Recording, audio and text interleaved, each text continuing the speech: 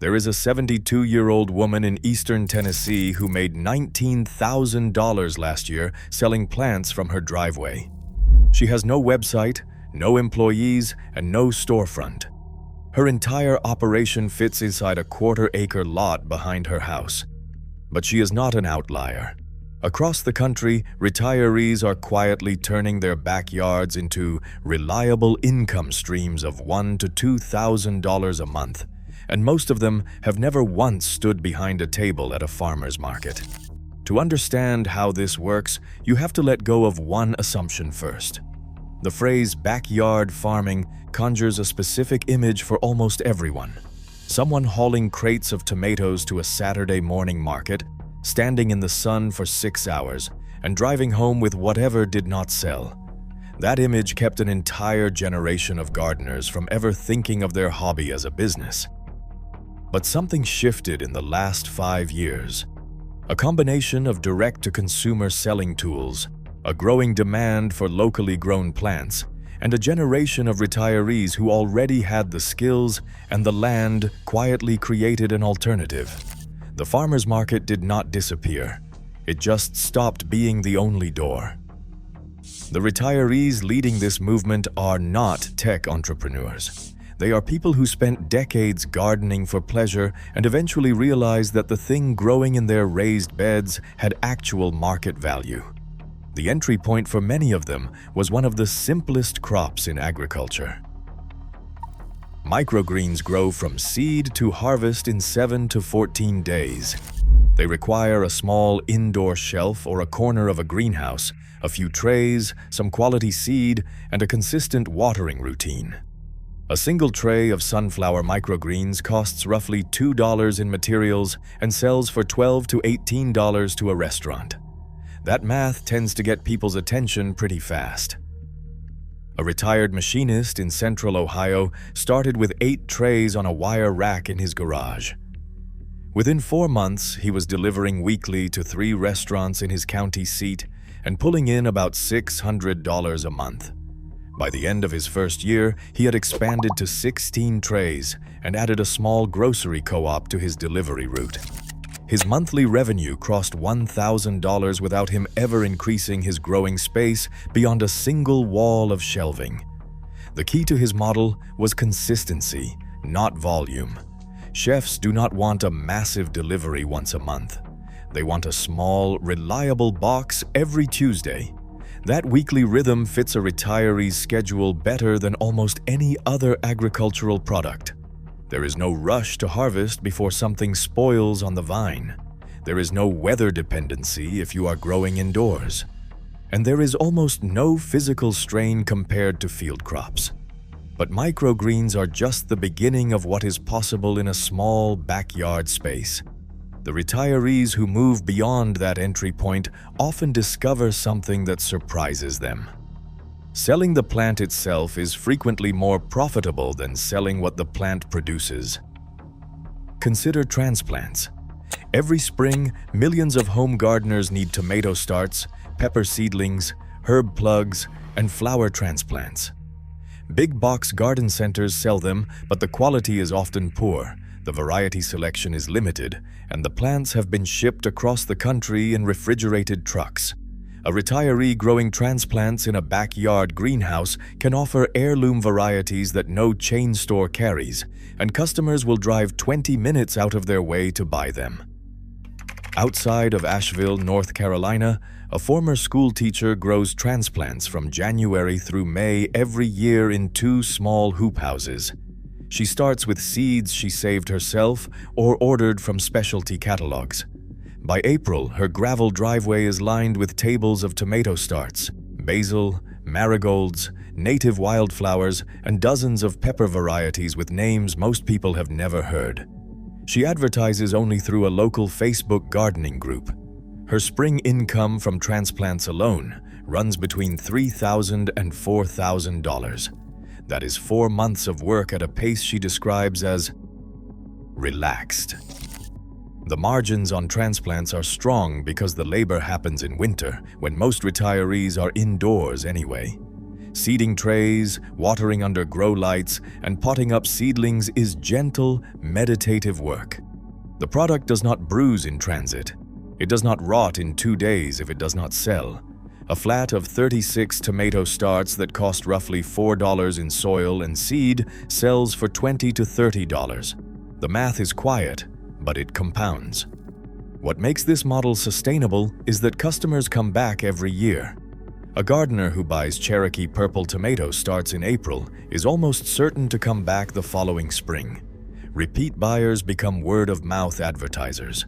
Within 2 or 3 seasons, the transplant grower often has more demand than supply, which is the kind of problem most businesses wish they had. Some retirees take the propagation concept even further by growing nursery stock. This means rooting cuttings of shrubs, dividing perennials, and growing out small trees from seed or grafts. The timeline is longer. A rooted hydrangea cutting might take 18 months to reach a sellable size. A native oak seedling might need 2 full growing seasons. But the profit margins are substantial. A 5-gallon potted native shrub that cost pennies to propagate and a few dollars in soil and container expense can sell for $25 to $40 at the driveway. A retired forester in the Piedmont of Virginia runs a small backyard nursery specializing in native plants. He propagates everything himself from stock plants he has collected over 12,000. That half-acre growing area brings in over $12,000 a year, and he describes his daily labor as walking around with a hose and a pair of pruners.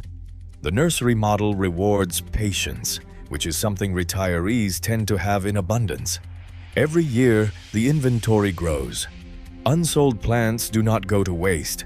They get larger and more valuable with each passing season.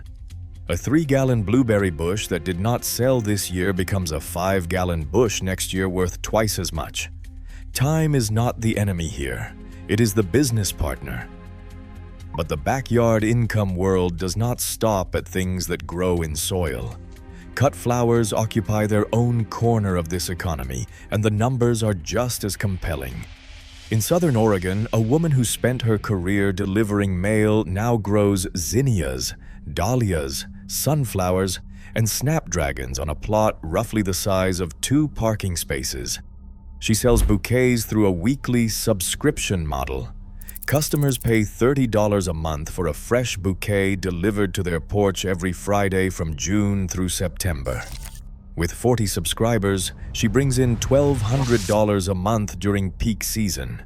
The subscription model is what makes this viable without a farmer's market.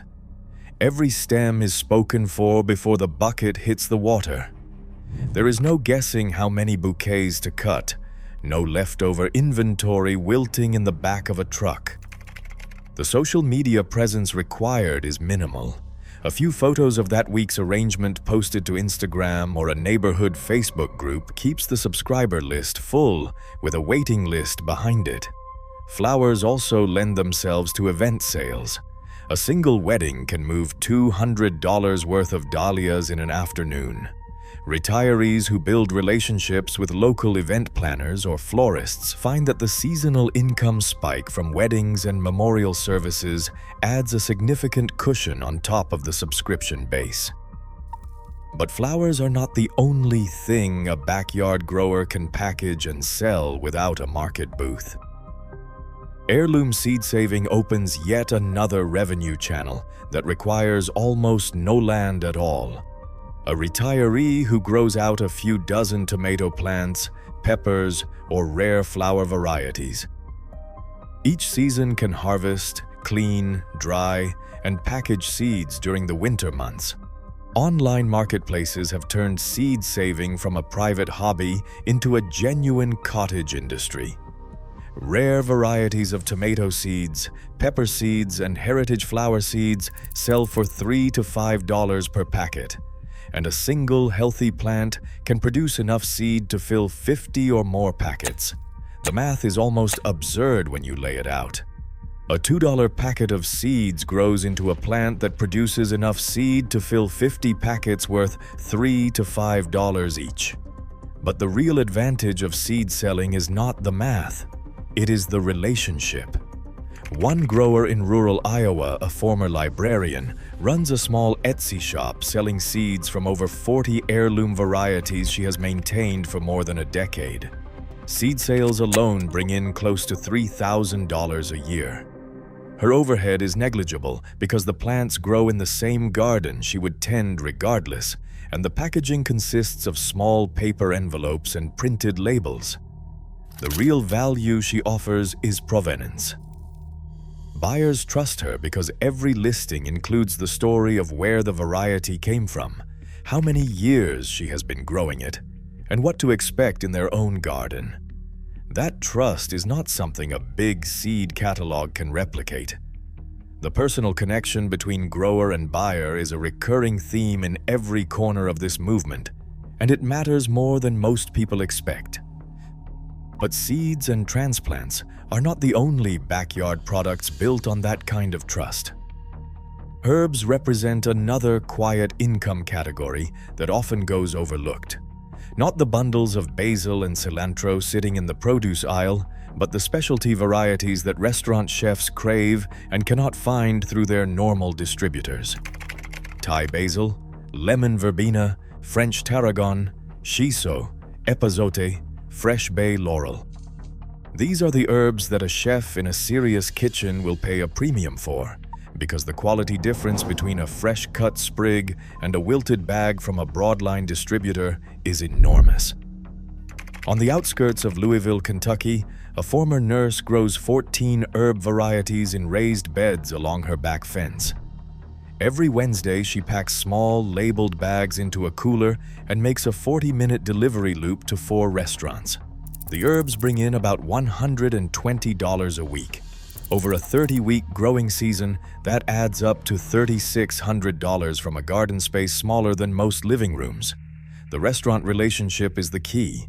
Once a chef trusts your consistency and quality, you become part of their supply chain.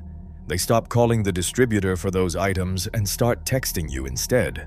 That personal connection is something no wholesale operation can replicate, and it is exactly the kind of business relationship that suits someone who values conversation and community over corporate efficiency. Now, there is another crop worth talking about that most people do not associate with backyard income. Garlic is one of the most profitable plants per square foot that a home grower can cultivate. A single raised bed measuring 4 feet by 8 feet can hold roughly 64 garlic plants.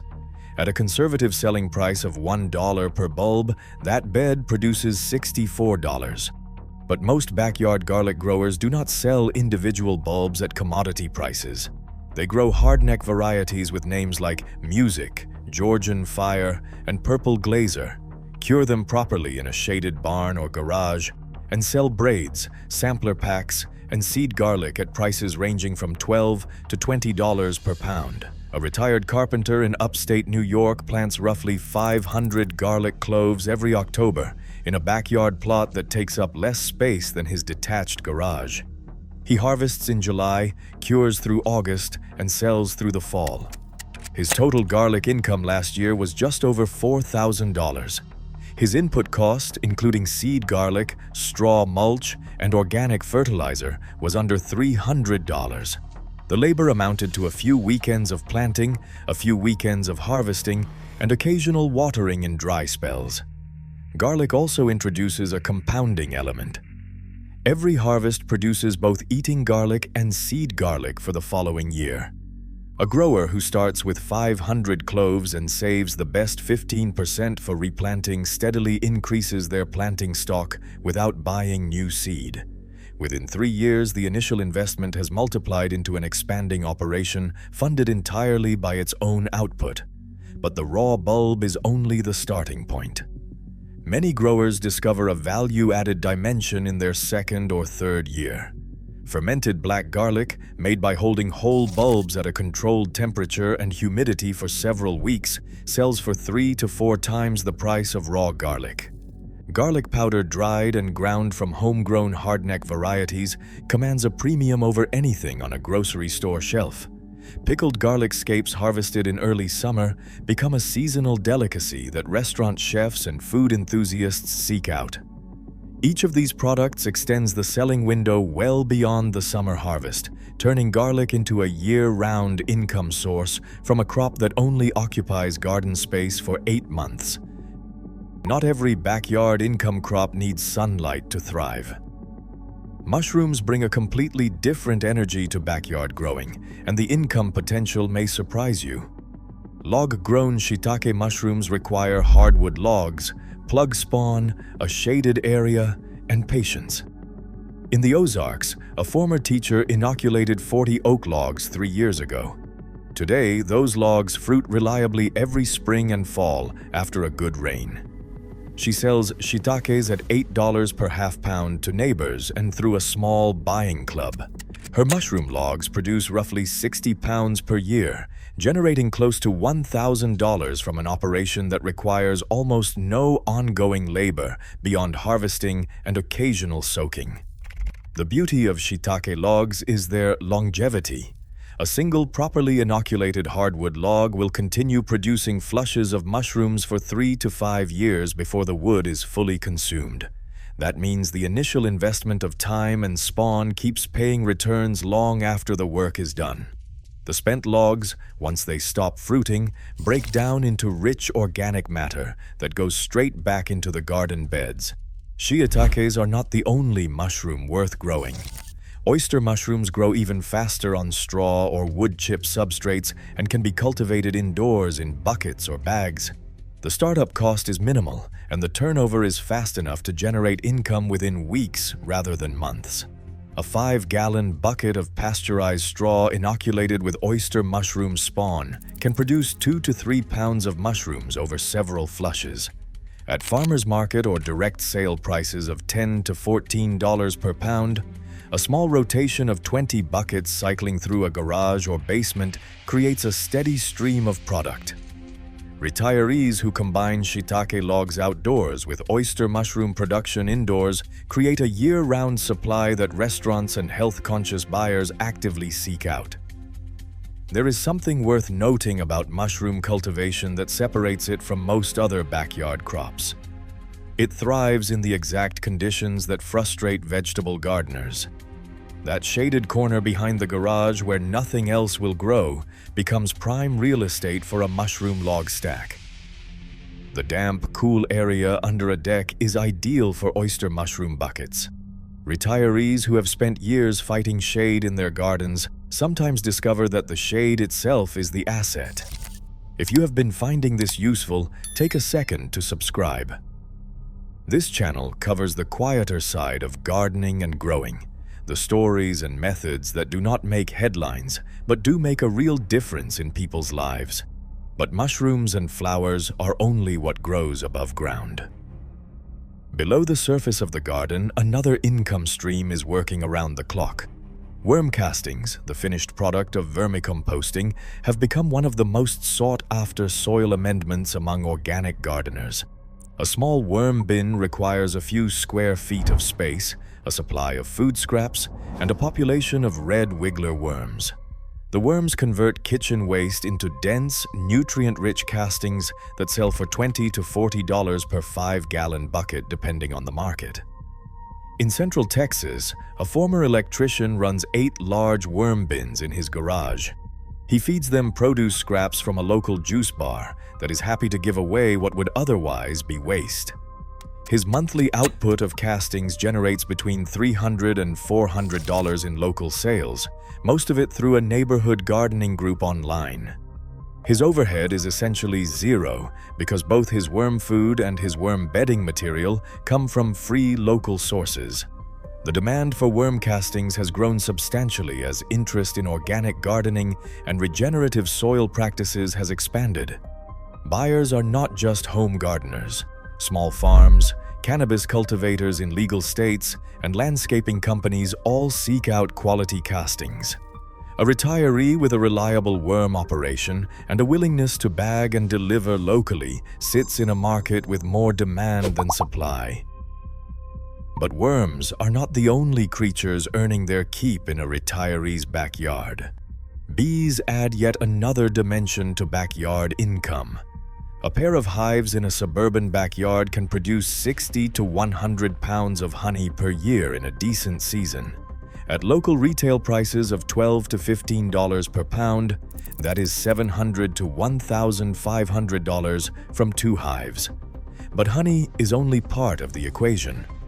Beeswax candles, lip balm, propolis tinctures, and beeswax wraps create value-added product lines that multiply the revenue from each hive. A retired accountant near Sacramento keeps 6 hives across her own property and 2 neighboring yards, whose owners welcome the pollination benefit for their fruit trees. Between honey and beeswax products, she cleared over $5,000 last year. She sells primarily through an Etsy shop and a small display at a local bakery that agreed to carry her honey on consignment. There is also a lesser-known income stream from hive placement. Farmers and orchard owners will pay beekeepers to place hives near their crops during bloom season. Pollination fees vary by region, but typically range from $50 to $150 per hive per placement. A retiree with 10 hives can earn an additional $500 to $1,500 per season by moving hives to a neighboring farm for a few weeks during peak bloom. The thread connecting all of these methods is that none of them require a farmer's market booth. The selling happens through channels that did not exist or were not widely used 15 years ago. Local Facebook groups have become the primary marketplace for backyard growers in most communities. A retiree posts a photo of fresh-cut zinnias or a flat of heirloom tomato starts, and the comments fill up within an hour. The booth fees, the early morning setup, the unsold inventory hauled back home in the heat. All of that belongs to a different era. But the shift goes beyond Facebook groups. Etsy has created a national marketplace for seeds, dried herbs, worm castings, and honey products. A retiree in rural Missouri can ship a packet of saved heirloom seeds to a buyer in Portland for the cost of a stamp. Instagram and even basic text message lists allow flower growers and transplant sellers to notify their customer base when new inventory is available. The transaction happens through Venmo or a cash jar on the honor system at the end of the driveway. The driveway sale model deserves particular attention because it is so common among retired growers and so misunderstood by people who have not tried it. A retiree sets up a folding table, arranges that week's transplants or bouquets, posts a photo with a location pinned to a local gardening group, and goes back inside. Buyers stop by throughout the day, leave cash in a jar or send a Venmo payment, and take what they came for. There is no need to stand outside and sell. The product sells itself once the right audience knows it exists. Several retired growers describe this as the closest thing to passive income that agriculture has ever produced. But the driveway table is not just a convenience. This shift away from the farmer's market model matters because it removed the 2 biggest barriers that kept retirees from monetizing their gardens. The first barrier was time. A farmer's market demands an entire weekend day, often starting before sunrise for setup and lasting until early afternoon. For someone in their 60s or 70s, that physical commitment was a deal breaker. The second barrier was scale. Markets expect vendors to show up with a full, visually appealing display every single week. A backyard grower with 30 bouquets or 50 transplant trays could not justify the booth fee and the time commitment. Direct-to-consumer selling eliminated both problems. A retiree sells what they have when they have it. If the dahlia bed produced 12 bouquets this week instead of 20, that is fine. 12 subscribers get their flowers and the rest wait until next week. If the garlic harvest was smaller than expected, the grower sells out faster and moves on. The pressure to fill a booth vanished the moment the selling moved online. What tends to surprise people most about this movement is how it compounds over 3 to 5 years. The retired forester with the native plant nursery started with 40 rooted cuttings in his first year. By year 3, those original plants had been divided and propagated into over 300 sellable specimens. His inventory grew without him buying a single new plant. The retired teacher with the garlic patch started with 500 cloves and now plants over 2,000 every fall from her own saved seed stock. The beekeeper who began with 2 hives now manages 10, each one a colony split from the originals. This is compounding in action. This compounding effect is unique to biological businesses. A plant is a factory that produces more of itself. A worm bin doubles its population every 90 days under good conditions. A healthy beehive can be split into 2 hives every spring. The retiree who starts small and reinvests patiently finds that the 3rd year looks nothing like the first. The inventory is larger, the customer base is established, the word of mouth has done its quiet work, and the income arrives with less effort than it took to build. A pattern emerges in how these small operations grow, and it is worth understanding. Almost none of them begin with a business plan. They begin with a surplus. A retiree grows more tomato starts than they need and offers the extras to a neighbor. The neighbor mentions it to a friend. The following spring, 10 people are asking for starts. The retiree doubles production, adds a few pepper varieties, and puts up a hand-painted sign at the end of the driveway. By year 3, the spring transplant sale has its own following and a date that regular customers put on their calendar. That organic growth pattern repeats across every crop category described in this story. There is the garlic grower who started with leftovers from his own kitchen garden, the flower farmer who gave away her first bouquets to friends and realized people would pay for them, and the worm composting hobbyist whose neighbor bought a bucket of castings, loved the results, and spread the word through the entire garden club. The business finds the grower, not the other way around. Beyond the revenue numbers, something deeper is happening that deserves attention. Many of the retirees in this movement say the money is welcome but secondary. What they describe first is purpose. The daily rhythm of checking on seedlings, walking the garden rows, harvesting a bucket of castings, or pulling a frame of capped honey gives their days a structure that retirement often lacks. The income validates the effort, but the effort itself is what keeps them going. In western Massachusetts, a former firefighter who grows and sells medicinal herb plants said he spent 30 years saving other people, and now the garden saves him. He wakes up with something to do, someone expecting a delivery, and a reason to keep learning. The $2,000 a month helps pay for his property taxes and his grandchildren's birthday presents. But the garden gave him back something money cannot buy on its own.